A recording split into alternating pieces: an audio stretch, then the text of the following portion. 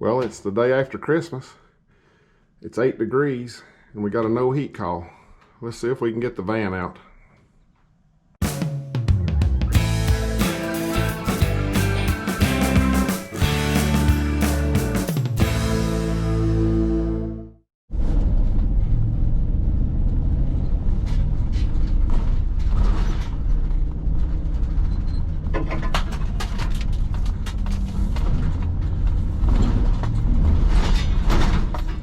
Oh yeah, no problem at all. I hope you guys had a Merry Christmas. Heading to an apartment. I got a landlord that's got quite a few apartments. And this one, I think it's a 12 unit building. And I believe it has straight AC and electric heat. Old 1992 Goodmans. So the call was no heat. Girl had been out of town for 3 or 4 days for Christmas, came home and the heat's not working. So fortunately it's not it's a inner apartment that's got units on both sides and above it. So hopefully it's not too cold in there. And again, hopefully the fix will be pretty easy. I've got to drive right by my shop on the way. So the only thing I wouldn't have on the truck would be a heating element. It's probably got 5 kW heaters in those little air handlers. So what I'll do, I'll stop at the shop. I think I've got a couple of used ones there I keep when I tire one out, just for emergency situations like this. I'll stop and see if I've got one and take it with me, and I'll take you all too.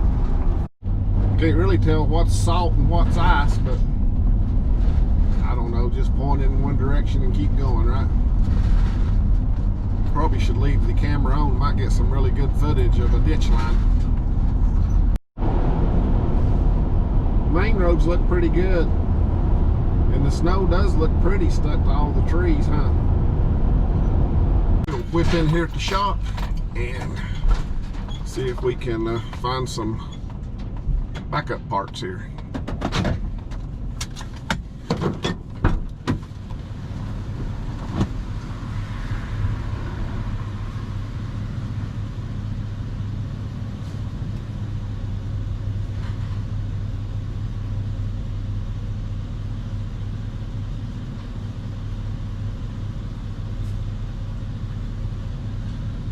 Gonna have to go inside the office. I must have left them in there.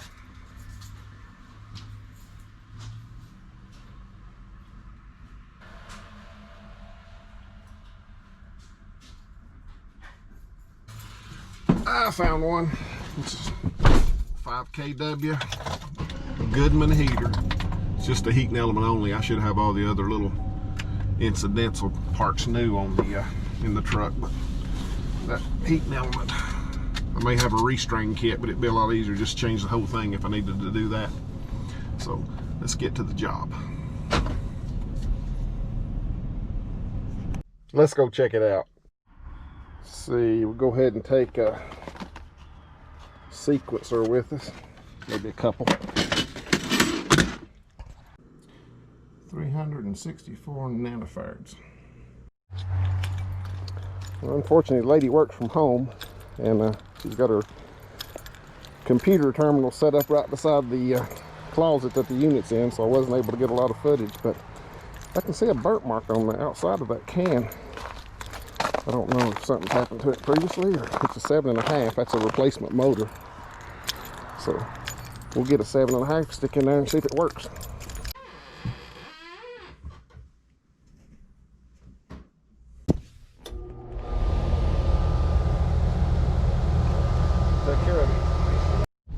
Well, that was easy. Just got another call. I'm glad it came in while I was still out. Lady says the roads are pretty bad up there where she lives, so she don't know if I can get up her driveway or not, but we'll go give it a try. I guess the sun never gets back in here.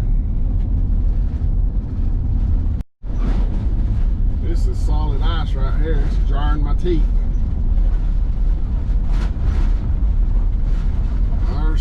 There's some dry pavement, or at least uncovered pavement. You get in some of these ruts and you can't get out. Hope I don't meet anyone.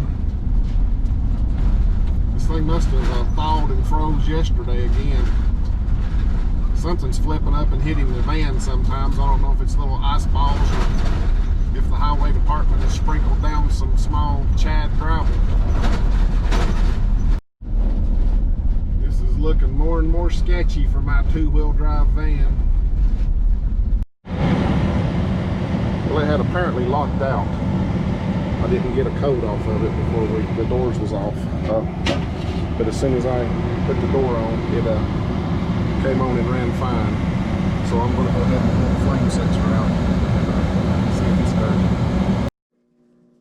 Cleaned up the flame sensor. York makes it really easy to get to.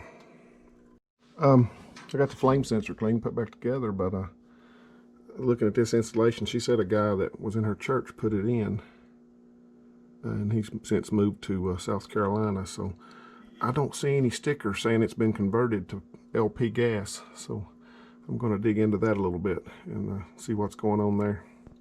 Fire it up and check the pressure on the manifold side here, because if it's wrong, that's a pretty good indication that it hasn't been touched. Now, they've cranked it up.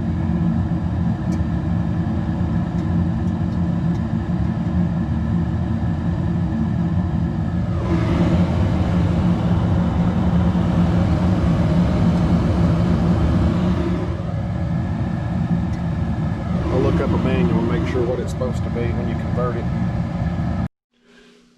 Okay, the pressure's supposed to be 8 inches, and I just looked up to see what orifice, but as I did that, I just noticed I had it on here. It says you need a 55. The instructions say a 56. So if it's a 55 or a 56, I'll call it good. If it's a 45, we're going to have to do something. And the survey says 55s. So I guess they did convert it. They just didn't bother to use the stickers so somebody else would know they had. I'll let the blower come on, and then I'll cycle it a few times using the gas valve to make sure it goes out every time the flame goes up.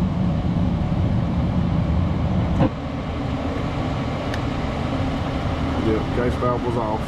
The igniter's coming back on. Still a little bit of flame flickering out of the manifold there.